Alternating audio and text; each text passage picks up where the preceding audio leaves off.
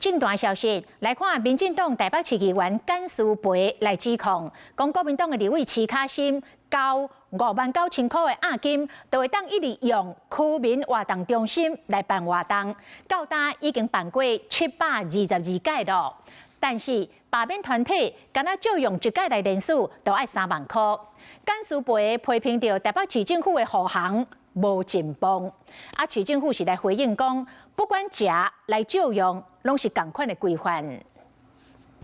粉红啊色的袋啊印齐卡心的名，写出门投票无同意罢免，内底有饮料、卫生纸甲细机电风。齐卡心的礼包顶礼拜才互质疑有超过30块的疑虑，这几工阁互人野了，伫咧地方的活动用同款的袋啊分便当。齐卡心伫咧面册化愿望内底的物件，毋是家己提供，只是分袋啊，互大家当放物件伫内底。可能对因来讲，我连喘气拢毋对。毋过除了物件以外，阁有照场地办活动，嘛互人提出来讲。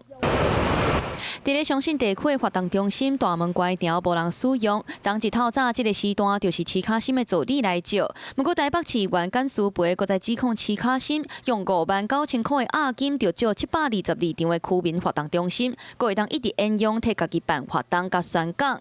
颠倒是罢免团体，敢若是摆一届人数的单位，就要3万块；若是照同款的场次罢团，敢若是保证金，就要2100万，是齐卡心的80多倍。